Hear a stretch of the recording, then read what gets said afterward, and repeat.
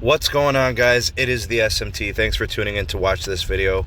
In today's video, the topic is John Legere and T-Mobile and who's going to be the new CEO of the company, and what John is doing in terms of where he's moving to with WeWork. So it's a lot to unpack. At any point in this video, if you decide that you want to chime in, discuss a topic, give your perspective, offer some analysis or prediction, speculation, whatever you want to do, please, by all means, go ahead. Do drop those comments. Do provide and offer some insight on anything that you would like to discuss. So, the voice of the people, obviously, it's important to me. It's important to the channel. So I do want to hear what you guys have to say. Now, it is a complete and total blizzard right now here in the CLE. I can tell you guys, this is going to be a fun commute to work. So I'm making my way to work, trying to be careful here, and I'm just kind of chatting with you guys, making this video. But this is crazy. There's several inches of snow that came in overnight. Anyways, let's talk the topic. Let's see what we can kind of summarize and discuss. So, item number one. Everybody's been talking about this. I'm reading, about WeWork. So WeWork is a company that is owned by SoftBank. If that sounds familiar, that's because that's the parent company that owns Sprint. SoftBank is a company based out of Japan.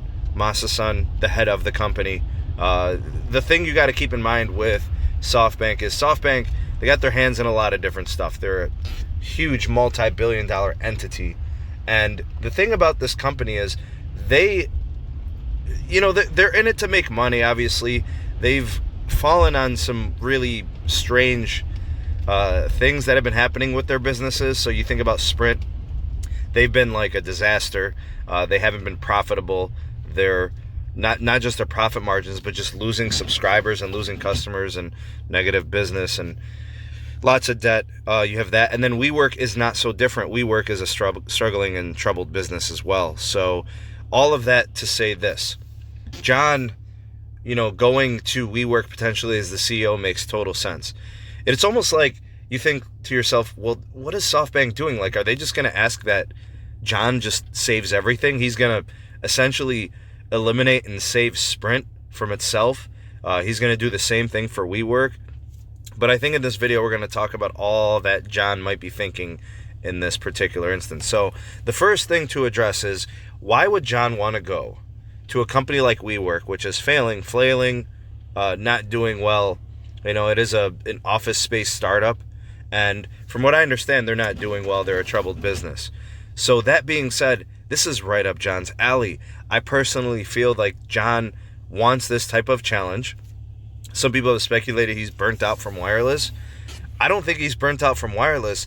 I think he has taken on wireless, and he probably feels like he's accomplished his goal, which his goal is probably something like, I came to, conquer the wireless telecom industry, shake it up, change the industry from a pricing, market standard for customer care, different types of price points, bring unlimited data. Like, he's done so many good things for wireless, regardless of the antics, regardless of what you think about him on a personal level. I know some people call him a snake oil salesman. Some people think and endear him as a saint to the wireless space. Me, I'm somewhere in between. The antics are not my cup of tea, but I can recognize a good CEO when I see it. So that's kind of where I stand with that. Now, what he's done for T-Mobile and what he's done for wireless is unsubstantiatedly probably a situation where, like, it was a perfect storm. The company was beginning to be strengthened with the failed merger with AT&T, but he was the engineer of the business protocols, of the procedures and policies. So to me, he does deserve some credit there, and he completely changed the game in so many different ways. And he did so at a disadvantage of having the smallest market share in the industry. So he really did have to shake it up to make any type of dent in the game. So I say all that to say this. He's probably looking to do the same thing with WeWork. Take a struggling business that is not doing well financially, change its identity, change its culture, do something of a renaissance to that industry, just like what he did with T-Mobile and wireless. So not that he's old by any means. I mean, in corporate standards, he's right in line with the age of most CEOs probably. But I think he's probably looking forward to the challenge, entering a new marketplace and trying to overcome some of the issues that WeWork has. And he's going to be paid handsomely for two things. Number one, he's going to be paid out in the merger. T-Mobile's ready to move on from John, not in that they don't appreciate John or don't find him effective anymore, but I think they're understanding that their identity is going to evolve, and they can't be seen as this little underdog carrier anymore. With the merger, they no longer are an underdog. So John's personality, John's persona is no longer acquired in that way. So I think Mike Sievert being the successor makes total sense. He's probably been groomed by Deutsche Telekom as well as John in becoming the identity that they want for the company moving forward. And of course, he can continue the Uncarrier adage without being loud, boisterous, flamboyant, and all of that, but still be considered to be effective. It doesn't have to be John. He just has to be as effective or more effective than John, which it's unseen. We don't know, but he could definitely be that. And a lot of people would argue that, he has the potential to do so and be even better based on the power that T-Mobile has with the merger in terms of the network and things of that nature. So that's another thing to consider. Now, and this is the kind of the last piece, is like, we're just all assuming that the merger goes through and it's approved, and all that's fine. We can assume that. I mean, things are trending up. A block isn't necessarily, 100% certainty guaranteed that it's going to stop the merger. There could be appeals. There could be a lot of things that happen in court. It's fine. Speculate on it. But I think with or without the merger, being that talks are so well documented, and these talks are internal coming out of T-Mobile, of John leaving, and there being like an exit plan, and there being a successor that is ready, and all of these different things that are moving forward if John were to leave. It's pretty much, I think, at this point a foregone conclusion he's gone, with or without the merger. Does him leaving affect the merger?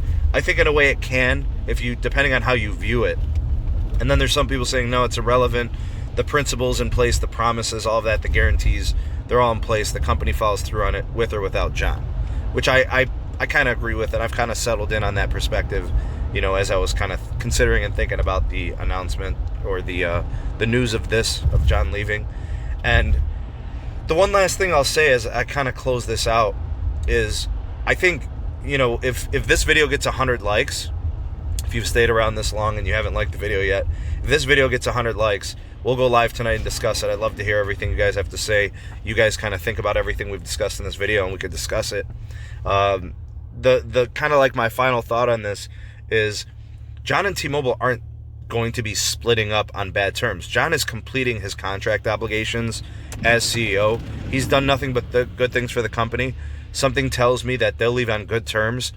John may also have some form of an advising role with the company, a director, a member of the board, something like that. He might stay on with the company.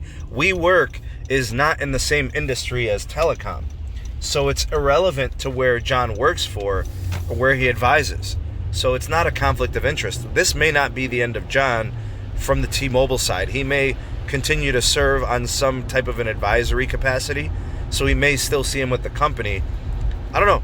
I don't think this is the end of the world. I think for the people that say if John leaves, I leave, I think that's a misguided statement.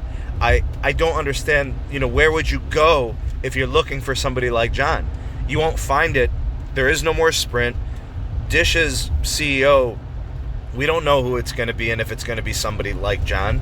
AT&T's CEO is nothing close to the resemblance of what John personifies in his approach to business and disruption.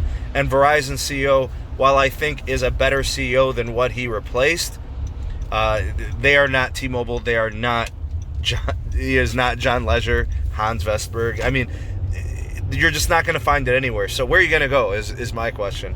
If you're leaving because John's leaving, I would ask that question. What are your options? So, and believe you me, T-Mobile will retain its principles. I don't think any of that is going to change. Inevitably, I think pricing will go up. It's irrelevant to John leaving. It's irrelevant to the T-Mobile and Sprint merger. It's all because of 5G investment. It's the network deployments. LTE, will continue to be affordable. Those MVNO deals hopefully will continue to be honored. I know there's a lot of discussion points there in the marketplace, but we do have pricing guarantees for a certain amount of time. A lot can change in the market, and I think T-Mobile's in a good place moving forward with or without John, and I'm going to safely assume it is without John. But you guys let me know in the comment section below anything you want to discuss. Again, if this video gets 100 likes, we can go ahead and do a live tonight.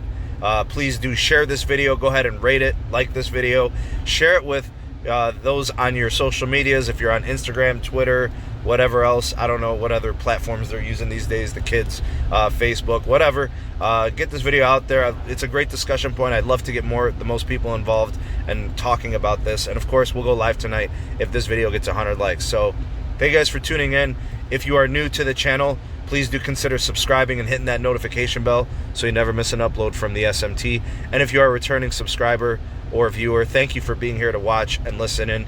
And anybody who leaves a comment section, it is greatly appreciated. Looking forward to the discussion points. Thanks again for watching. If you want to get more involved with the community, we've got the SMT Discord, we've got the SMT Patreon. Check those links out in the description box below. And if you want to support production here on the SMT YouTube channel, there's a PayPal share link if you want to leave a small or occasional monetary donation to support the channel's productions. Thank you in advance for those donations and considerations. I think that wraps it up. I hope you guys have a great rest of the day. I'm the SMT, and we will see you guys on the next video. Peace.